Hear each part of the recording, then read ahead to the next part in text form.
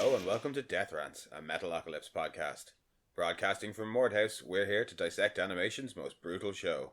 I'm Mono, and hey, I'm no therapist, but I hate your mustache. And she's Kira, and she gives herself a raise and a solid gold telephone. I remember those clear telephones from the 90s that lit up. Not a solid gold telephone. No, they were like icon telephones. Anything like see-through, like vaguely transparent, especially like light up inside bits, just calls to the child me who wanted all of them and would circle them in the Argus catalogue. But a solid gold telephone could buy you many, many clear plastic telephones.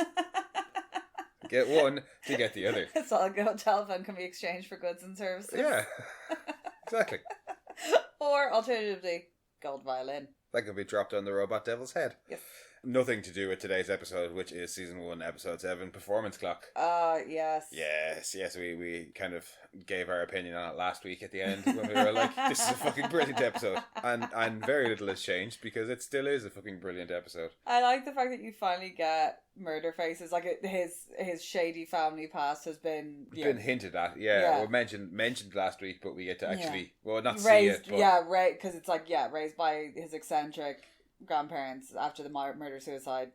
This time we get to see what he remembers of the murder-suicide. Yep. Also, no offence to baby Murderface. Actually, every offence to baby Murderface. That's an ugly baby. That is an ugly baby, but are we surprised? No. Not in the least. Although, surprisingly, we have we have new cast, but we don't. We have Chris Bernowski as director, who did a previous episode, and we have John Cawley on the writing team, who also did a previous episode. And then the usuals of Antonio Canobio and Brendan Small and not Tommy Blacka, apparently it's Tommy Blacha. Blacha? Yeah, so not like us to mispronounce names at all. Yeah. But yeah, that's our team for Performanceklok. And as for a summary, when an onstage fight causes riots, death, and millions in property damage, Deathklok have to go to band therapy to avoid a repeat.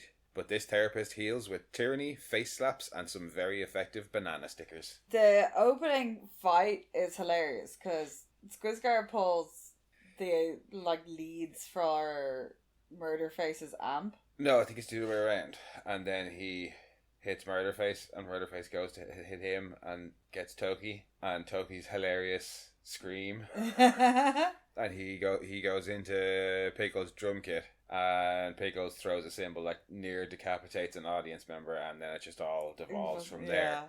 I love Nathan's response though. It's okay if we hate each other. I'm okay with that, but we can't cause so much damage. It costs too much money. Yeah, we can't. We have to stop fighting on stage. It's costing us too much money. Yeah, because everyone obviously rioting. And we get a very, very brief appearance from Charles, who says that the only solution he keeps coming back to is band therapy. And they're like, okay. And there's some very cryptic Squizgar shit about the yard wolves getting big. Yeah. And are we out of the long dark winters? Yeah, he spends a lot of time philosophizing in this episode. Yeah. I think mostly around the yard bulls, to be honest with you. He did lose a good chunk of hair, so maybe I pulled some brain out with it. Then credits, and we're straight into the tribunal again, where no expert this week. It's just General Crozier giving the lowdown on the therapist that's getting sent in. Yeah, because at this point they're still very much trying to get a direct line in. So you had it before with the producer who was like, nah, fuck you. Yeah, Nubler was sent in first. Now then it's Twinkleheads who... Twinkleheads is technically sent in, but not... He's like a psychotic Tobias Funke. He's supposed to be a take on the therapist from some kind of monster, from the Metallica thing. I've never seen it, but apparently... Recording of the album. After New said that. That was Saint Anger. No, it was garbage. Yeah. So I wasn't watching a documentary about it. No, I was like, you're alright there, love. But yeah, apparently he's supposed to be kind of based on him. He looks like he should have been in Best in Show. Twinkleheads is just... the psychologist that works with the couple. Oh, the guy who talks people down off ledges. Get off the fucking roof. No, I just like Twinkleheads for what he is. He's just hilarious. Nuts. The band that he was a part of, the Amazlingtons. They were they were a big band as well, so it kind of makes sense. I think I saw somewhere that they're supposed to be kind of the Grateful Dead, but I don't know about that. But yeah, so Crozier just gives us the lowdown, says he used to be in a band, then the band split up, he went crazy and comes back. Reemerges with a psychiatry degree where it's man, master, human coach. I have it written down. His it's a diploma, not a degree. Oh. Yeah, And it says a performance life, human master, man, coach. There you go. Rapist. Basically, yeah. I just love the way he talks to them. You're a bunch of jungle monkeys. You're hurting each other. He's sliding back and forth across the chair. Or there's something with clicking the pen. Yeah. And they're all crammed onto the sofa. I know. I was in a band once. That's probably my favourite bit of that scene is when he slaps Squizgar across the face and just starts telling them that, starts trying to give them the hard truth. And when he finishes, Squizgar is just like, you slapped at my face. No, I didn't. No, I didn't. And I'm guessing he continues to, because when we cut to the next scene of them in the studio, he's like, just pretend like I'm not here. And Pickle says, yeah, I've been trying to do that since you came. And he raises a hand and calls him a smartass. And Pickles is like, dude, no hitting. So I'm guessing, he's been doing nothing but slapping them for the last 2 weeks. And we see poor old Toki getting bullied. Yeah, because he's like sitting in on their recording sessions to see how the dynamic works. And they're not, they're picking on Toki. Yeah. And he's like, is this what you do? You just bully, push around poor little Toki? And they're like, yeah, he likes Pickles is like, yeah, he likes it. And Murderface is like, Pickles is like, he lets us do it. And Murderface is like, he says he likes it. Yeah. And then they make Toki the lead singer, and he's like, make up some lyrics, 1, 2, 3, go. So Toki's just like, don't you want a creative voice, Toki's like, no, I don't need no creative voice. I'm good, thank you. Toki's just so apathetic the whole way through that, when Squirt's like, he's learning to unplay the guitar, and he's just like, I can hear you. And then, what do you want? Being able to hear things award? No, it sounds like a pretty crappy award. We still haven't gotten peak Toki yet, though. No. We get a little bit of it later on in the season. Is it Death Kids? The one where he decides he wants to be the brutal one? Yes, because he's like the child-friendly. But yeah, that's when he's slipping in and out of his diabetic coma. And when he gets the sponsorship. Also coming up in season 1, I think. But back to this episode. After they're done bullying Toki. Yeah, they make him the lead singer. It's awful. Yeah, and then the band watching something about eye surgery. Yeah, pretty cool. No, I hate anything to do with eyes. The whole thing about the cornea, the hard lens. When it's squozing. When it's squozing. Ricocheting back into the eye and blinding the person. Yeah. Yeah, that's pretty brutal. That is pretty brutal. I had something else picked for like my most brutal moment of the episode, but like I hate eye stuff. So But yeah, Twinkle It's the same thing with me with teeth things. I can't with teeth. Twinkle appears and calls a band meeting. And they're like, you can't call a band meeting, you're not a band member. He basically tells them that for the purposes of therapy, he is a band member. Yeah. And Murderface basically loses it. Well, Murderface loses it for a very important reason, because Toki gets a banana sticker and he doesn't. Yeah. And we see the elusive banana stickers. Because they're in a little lockbox on his belt. And he keeps thrusting it at the whole thing around. Well, yeah, when he like brandishes them later, when he puts his... A banana sticker. He puts his crotch right up in their faces. Yeah. But yeah, the whole thing about them being in his like little lockbox on his belt with the little key and banana sticker. It's just fucking brilliant. Because he has the slightest soft lisp. Yeah. That's somehow really sinister. Yeah, no, Twinkle Alice's voice is hilarious, and it's particularly I just love the evolution of him, because he's in all the pastels and shit, and as they get progressively more pastel and that flip reappears. Oh, he gets more metal, but he's wearing still got he's wearing the cuff spikes and like the eyeliner, but he's still in all the regular. He's still got like the geography teacher gear on. Yeah. Yeah. After Murderface flips out, he takes They Murderface go and aside. rock talk. And he's like, let's rock talk. I don't want to rock talk. Fucking the whole rock talk thing is just hilarious. It's just coercion. It really is. It made me it's really uncomfortable. It's just and he's so like, cheesy. Tell me a story about like little Murderface when he was a little happy boy. So he proceeds to retell the story of his parents' murder-suicide, which he witnessed, where his dad kills his mom with a chainsaw. Yeah. And then proceeds to do the hokey cokey on himself with the chainsaw. Yeah. You don't see any of it. You just see Murderface sitting in his chair happily babbling away. Yeah, babbling away to himself as you hear the chainsaw murder-suicide going on. And it being narrated by his dad, who's, I believe, from Arch Enemy. Yeah, Jeff Loomis of Nevermore and Arch Enemy. I'm not going to have any trivia left by the time we get to it now. But yeah, and then it cuts back to the present, and he's looking a bit traumatized, and that was a good rock talk. He's wet himself, and he gets a banana sticker, and then there's a fantastic banana sticker montage. I love, well, like you said it, anytime they're like dressed up as good boys. It's just so funny. Pickles with the hair tied back. Squizgar's basically the same. He's just in nicer clothing. Like, Toki always gets pigtails, like plaited pigtails. Yeah. Nathan's hair is always shorter and in the flip. But yeah, we get our montage. Yeah. Them doing all various nice things and trust falls and things the like trust that. falls, yeah. And they're all covered in banana stickers. They're just like stuck all over them. At the end of the montage, we see Twinklet that's on the phone to his old band. Yeah. Telling them that he's in a new band now and it's no big deal. It's just Death Clock. But, you know, they can call him back whenever they want, but they probably can't because he killed them. And it cuts to them, the skeletons, all, like, standing. Covered in banana stickers. And one of them's got, like, his pen through the eye socket of the skull. Yeah, I guess the implication is that the band split up and he went off and became a therapist. And then came back and together. killed them. Yeah. Because the pen in the eye says Dr. Twinkletts. Yeah, and the banana stickers. Yes, obviously. And the many banana stickers. So many of them. Toki hears the phone call. And they all go to hide and have a conference in the rushes bathroom. Off to tell them. And it's why do they always have conferences in like little bathrooms or closets? I know. The secret meets in the closets.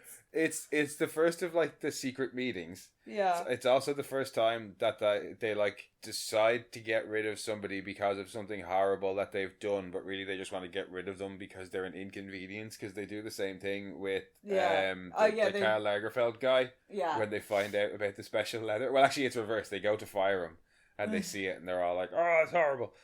You're fired, by the way.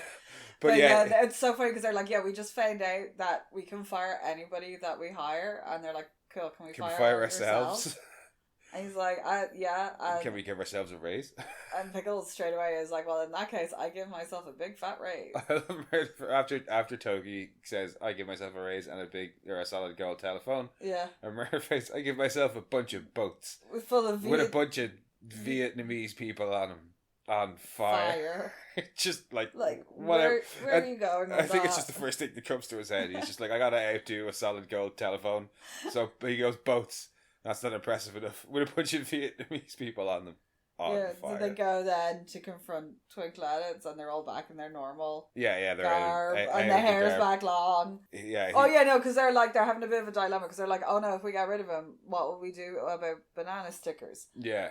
That being their dilemma. Yeah, and then it's smash cut to them back in what I'm guessing is like their break room. It appears that way with the glass window. Yeah. I actually think it's part of the medical facility. Well, no, because it's where they were getting patched up. It looks like it's where the chef was. It is where the chef was, but I think it's more likely that they kept their chef hooked up to medical equipment in the kitchen or in the kitchen area, because like they're also trying to make coffee there. Yeah. You know? Well, whatever that room is, anyway. It's not the dining room, and it's not the lounge where they normally are. It's this weird. It's just a rec room. It's just a break room. Yeah, it's the weird. I think it's probably actually is like staff room, and they just like hanging out in it, because it is totally different to the rest of the place. Like it's and like Murderface has clearly been there a whole load because the sofa's all stabbed in the corner from him. But whatever that room is, they're all in there, and Twinkletts shows up and tells them they're going on tour. Yeah, I said break room.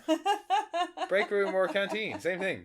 And so Twinkletts comes in and he's like, what the fuck, we're going on, you know. He tells them, with great news, we're going on tour, and they're like, no, you're fired. They all decide, they all tell him he's a big dick, basically. And he's like, yeah, but what are you going to do without banana stickers? Without banana stickers. And cue probably one of my favourite lines of the show altogether. Via pirate chest. Yeah, the pirate chest gets slid over to Nathan and he kicks it over and says, we found out you can just, buy psychological validation. It's overflowing with banana stickers, and Twinkletts fucking loses his mind and he charges them, and it's fabulous. He slips on a banana sticker with the wonderful Acme whoop noise, and out the window, and down he falls a couple of stories, and he lands, and he's still alive. Yeah, he's like, oh my god, I'm alive. Cue wolves. Yeah. Because the yard wolves are hungry, and then they begin to rip him apart. The boys are watching. Murderface, or Squizgar and Toki have some, another, weird prophetic... Oh, yeah, that's the circle of learning is complete. Yeah, there was a lesson here. Yeah. What is it? I don't know, but look at him getting his arms ripped off by the wolves. That's pretty metal right there. Yeah, Nathan's filming it with a camcorder and is like, I loved him. I can say that now. And Murderface is like, yeah, it's so much easier to say things about him. Say emotional things now that he's dead. And Pickles is like, I don't know about the rest of you guys, but I'm getting hungry. But he's not dead. No, he only gets his arms ripped off. I do love the wolf in the end credits wearing his glasses. Wearing his glasses, yeah. But yes, he is not dead. No, he has had the arms ripped off. You see, he's not yeah, dead. you see him in the credits with sitting there with the arms ripped off, and yeah, he does come back. So the kill count for this episode is a big fat 0. Nah. Big fat 0. I'm not counting the band because we just see skeletons, and if the unicorns didn't count, the band don't count. So yeah, a big fat 0 in terms of kill count. And further disappointing metal trivia, I've probably used it all up. I guess I didn't know that stuff was metal. Because we had some kind of monster reference. Yeah. We've already talked about Murderface's origins. We've talked about what it says on his diploma. The amazing things supposedly are the Grateful Dead. Oh, the only thing we haven't talked about, it's the first time that we see Nathan with the short hair, the flipped out hair that you love. I love that And hair. the fact that when he has the hair, it's shorter, and he's always in fancy clothes. No, it's like that when he's on the golf course. No, but whenever he's in other clothes, it's always the short flipped out hair, yeah. And then whenever he's back in normal Nathan clothes, it's always longer again, miraculously. So it's just, yeah. I don't know why it amuses me so much. Like I say, I think my favourite bit is in Girlfriend Clock. When Rebecca has him in the fancy clothes and he's all like, come on, Tonto. Is this, Twin Cladits calls him Tonto? Is it the first time he's been called Tonto? Or have we had a Tonto already so far? I'm not sure. We'll call it the first time because I'm so low on trivia in this one. As for guests, that's also been spoiled already. I know who you are. Sorry. No, I just got lost the word myself with the trivia this week. But yeah, guest, we had Jeff Loomis of Nevermore and more recently Arch Enemy. Songs we haven't spoiled yet though. No, and it's a great song in this. It is a great song. It's not on the Death album and it has a hilarious name. Inner Child Tied and Beaten in the Back of My Trunk. Yes.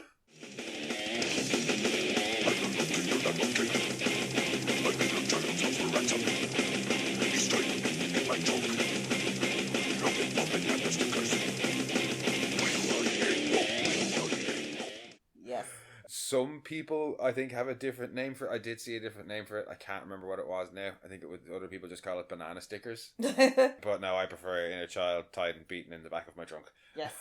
I think it's one of the lines in it as well. So yeah, we're just on to most awesome moment of the show. Oh, darn, that's awesome. That's really awesome. Slipping on a banana sticker for me has got to be. I think them having the first little secret meeting in the bathroom. Yeah. Because they're so hilarious. Yeah, the way that they're like, oh shit, we have to deal with this thing, and then they get totally focused on one minor little detail. Yeah, or completely distracted. Yeah.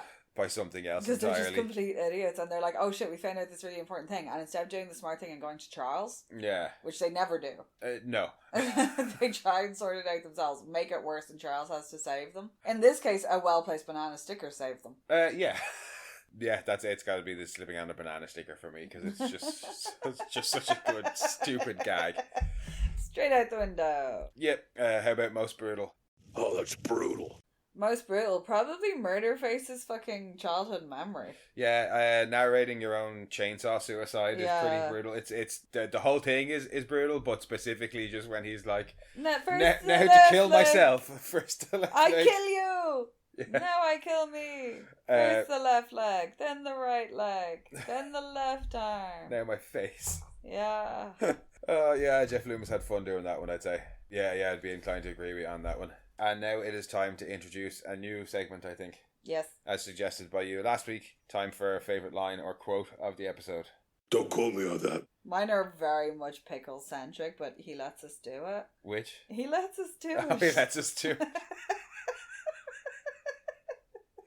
I love a good pickles line. I mean, Nathan's line is fantastic. Oh, it is. Just it love is a fantastic line, but no, like just that line very much requires the context of the episode for it to be funny, and so does one of my other favorite ones, which is the "you slapped at my face." I also quite like the one I used at the start of "Hey, I'm no therapist, but I hate your mustache." But no, yeah, he lets us do it. Yeah, he lets us do it is pretty good, and yeah, I think. I mean, I said it's one of my favourite lines of the entire show, so I'm going to have to just go with the buying psychological validation line. It's such a good one. It really, really is, and oft quoted. Yeah. So, with the origin of the banana sticker now having been explained, people will understand when we rate them. I can give banana stickers to the episodes, so let's talk Zaz. There are two kinds of shows out there. Those with and those without Zaz. This is quite a Zazzy episode. This is about an 8. It's an 8 for you? It's an 8 for me. Not enough people die. No. No, like it is. I really do enjoy this episode, but it's one of those ones where you have to be in the mood for Twinkle Addict because he can get very grating. I get that. I think I said last week that it was going to be a 10 out of 10 episode for me, but no, I think I probably close enough, but I'll go at 9. Yeah. Just because it's not like the best episode out there, so it doesn't get it's a hard 10 to yet. top Stella Thunderbolt. Well, no, I think I gave last week an 8, so I think I do. Stella Murderface. I do prefer this episode over Death Fam. Like, I do love Performance Clock, particularly because there's so many funny lines in them as well. But yes, that about wraps it up then for Performance Clock. Next week's episode, another fantastic one. I mean, I was looking at the rest of the season. The rest of the season is pretty much just pure gold. But next week is Snakes and Barrels. Oh. Yeah. And some totally sweet, awesome Alabama liquid snake. Yes. Totally awesome sweet Alabama liquid snake. Some version of those words. I'll get it right for next week. But Milky Way chunk blower. Yes. Mine chunk blow. Yeah, we'll get that right too. I can't remember how he says it, but it's hilarious. But yes, that was Performance Clock, guys. Thanks for joining us as ever. In the meantime, if you want, you can head back and listen to some of our previous episodes or our other podcasts. I did that last week as well. Mono Rants the Boys or Mono Rants at the Movies. Or you can come and chat with us on Blue Sky at Death Rants, or you can send your own rants to monorantspodcast@gmail.com. And we'll chat to you all next week. Bye-bye.